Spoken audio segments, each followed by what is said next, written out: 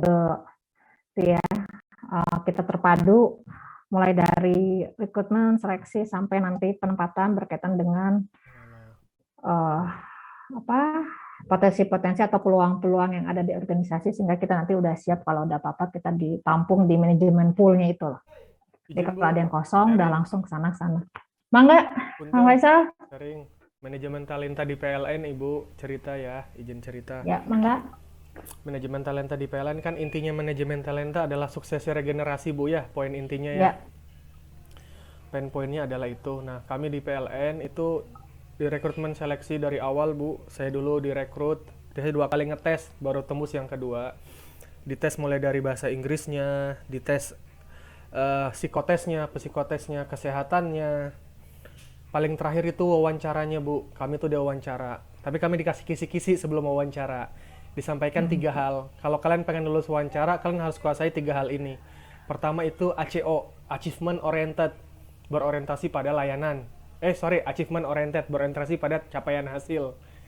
Kalian harus memiliki karakter, harus punya kemampuan mengejar target kinerja. Itu kami diajarin kisi-kisi pertama. Yang kedua, kami dikasih bocoran CSO, Bu, Customer Service Oriented. Kami harus memiliki jiwa melayani pelanggan kami para PLN itu ya. Yang ketiga, continuous learning. Kudu aya kemampuan continuous learning, punya kemampuan belajar terus-menerus untuk mengupgrade karena tantangan perubahan zaman selalu dinamis. Nah, 3 kisi-kisi itu kalau bisa kita rangkai saat ujian wawancara, insya Allah lulus. Alhamdulillah. Dengan izin Allah itu lulus, cuman memang terseleksi lagi sih. Alhamdulillah saya lulus. Nah, setelah saya lulus tuh, Bu ya, itu ini langsung kita di-upgrade lagi, Bu. Kita di-push, pengen dikeluarkan potensi terbaiknya apa sih. Ya udah, kami disuruh bela negara dulu, Bu, di daerah Bandung ya. Pusdik Ajen, Pusat Pendidikan Ajudan Jenderal. Saya dikerjain tentara, Bu. Pokoknya gitulah, Bu lah ya. Pergi dikerjain tentara, disiplin baris berbaris dan lain sebagainya 10 hari. Selesai dari tentara, saya diberangkatkan ke Jakarta, Bu. Aduh lupa namanya apa tuh di Jakarta. Pokoknya markas tentara juga. Pengenalan perusahaan, proses bisnis. Kami diajarin proses bisnis. Selesai dari itu saya diberangkatin ke Palembang, Sumatera Selatan, Bu. Diajarin pembidangan HRM, Human Resource Management. Bagaimana HRM di PLN itu seperti apa dan bagaimana. Setelah dari pembidangan sumber daya manusia, saya dikirim lagi ke Bengkulu, Bu. Bengkulu sana, PLN Bengkulu, itu diajarin OJT, on the job training. Kami langsung magang kerja. Bagaimana praktek SDM di PLN di Bengkulu. Kami langsung praktisi langsung. Selesai dari itu kami diuji. Kami dituntut memberikan sebuah karya berupa project assignment sama sebuah karya inovasi. Ya udah, singkat cerita kami ujian lulus, mempertanggungjawabkan hasil perjalanan kami, makalah kami, karya inovasi kami. Selesai itu kami dikasih penempatan. Setelah keliling Indonesia, dari Indonesia Barat saya kembali ke Indonesia Timur, Bu. Langsung ke Timika, Papua lagi, ya Allah. Habis dari Timika, Papua saya dilempar ke pedalaman lagi, Bu, pedalaman Papua. Yahukimo. Mungkin asing di telinga teman-teman. Dari Yahukimo 2 tahun saya dilempar lagi ke pedalaman Papua lainnya. Asmat, daerah Asmat. Mungkin bukan pernah dengar suku Asmat, teman-teman ya. Yang karya seninya itu patung-patung itu. Asmat terkenal sampai go internasional. Orang luar negeri itu bela-belain datang ke sana, Bu, untuk beli patung-patung yang unik. Jadi keunikan yang dijual di Asmat. 1 tahun 8 bulan di Asmat, sekarang dilempar lagi ke Timika, ke kota tambang emas Freeport. Nah, saya sekarang di Timika.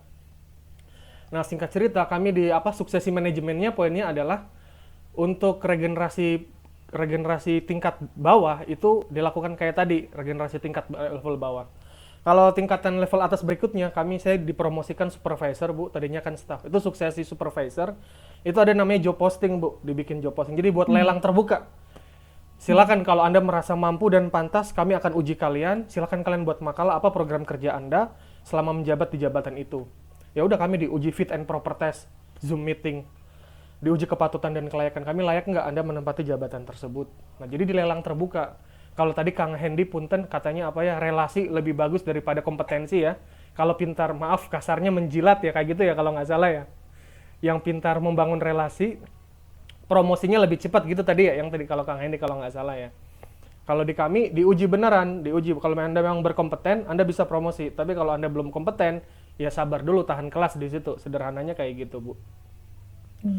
Nah, itu tingkatan dasar. Kalau udah tingkatan level atas ya, Bu ya, suksesinya itu top level manajemen itu biasanya mereka dikasih pelatihan, Bu. Pelatihan kepemimpinan, Bu. kami sebutnya itu di PLN untuk ini disebutnya executive education. Jadi di jenjang kami ada tingkatan supervisor dasar, di atasnya lagi supervisor atas. Di atasnya supervisor atas itu ada manajemen dasar, di atas manajemen dasar ada manajemen menengah, di atas manajemen menengah ada manajemen atas. Nah, untuk level manajemen dasar itu mereka di-upgrade. Sebelumnya saya kan untuk persiapan supervisor atas, kami dikasih pelatihan supervisory education. Ya diajarin tentang ilmu leadership, dikasih outbound, dikasih ilmu tentang apa namanya, belajar proses belajar cepat dan lain-lain, Bu. Bagaimana attitude seorang supervisor, banyak lah attitude seorang supervisor, mulai dari punya inisiatif, komitmen, sampai dia memastikan tim kerjanya itu bergerak sesuai target tujuan perusahaan. Nah, di tingkat manajemen dasar tuh mereka di-upgrade, Bu, Executive Education 3. Jadi di sana fokusnya membentuk seorang pemimpin yang bisa mengambil sebuah decision maker, pengambilan keputusan. Nah, decision maker tuh ada dua, bisa karena intuisi, bisa karena data fakta yang dimiliki, database. Nah, itu diajarin seorang pemimpin gimana hitung-hitungannya, untung ruginya kalau melistriki di daerah tersebut, daerah pedalaman, untung rugi nggak hitung-hitungannya. Dari segi ekonomi, sosial, mungkin segi politik juga dipertimbangkan. Nah, paling puncak itu manajemen puncak, Executive Education 1, Bu. Persiapan seorang general manager, top manajemen. Nah, kalau udah level itu, saya juga belum ngalamin, Bu. Itu yang saya bisa ceritain Nanti yang pas, someday, insya Allah. Maksudnya ini berjenjang seperti itu, semua berproses. Dari yang regenerasi paling bawah, dasar, sampai yang ke atas, itu semua dipersiapin. Sarana belajarnya juga kami dikasih, Bu. Kalau tadi ibu dosen cerita dipilih pelajarannya apa, kami juga sama, Bu. Kami disebutnya ITN, Individual Training Need. Apa sih kebutuhan pelatihan individu? Silakan kalian pilih. Ini pilihannya berdasarkan akar bidang spesialisasi kita. Saya di marketing dan customer service. Berarti saya harus milih kayak program pelajaran customer service, program tentang kayak akun marketing, kita belajar tentang proses bisnis niaga kayak gitu. Jadi kami dikasih upgrade juga secara ilmu pengetahuan, Bu. Terus tentang engagement employee tadi izin, Bu, ya, kami dibuat untuk mempertahankan keterikatan pegawai ya. Kami tiap tahun diadakan survei engagement employee. Survei engagement employee ini tujuan tadi yang Ibu sampaikan benar. Bagaimana mempertahankan, di samping mempertahankan, bagaimana membuat keterikatan emosional, Bu, antara karyawan dengan perusahaannya. Biasanya kita nih, ikatan emosional kita terbentuk karena adanya momen-momen yang berkesan dalam keseharian kerja kita. Seperti momen saat kerja project bersama, saat gathering, kayak kemarin kami diajak family gathering. Saya nggak hadir ya, utamain kuliah. Gathering, pokoknya hal-hal momentum yang sifatnya membuat ikatan emosional antara karyawan dengan perusahaan itu terbentuk. Engagement employee kami terbentuk. Terus yang tadi sebelum engagement employee apa, Bu? Manajemen penilaian kinerja, Bu, ya.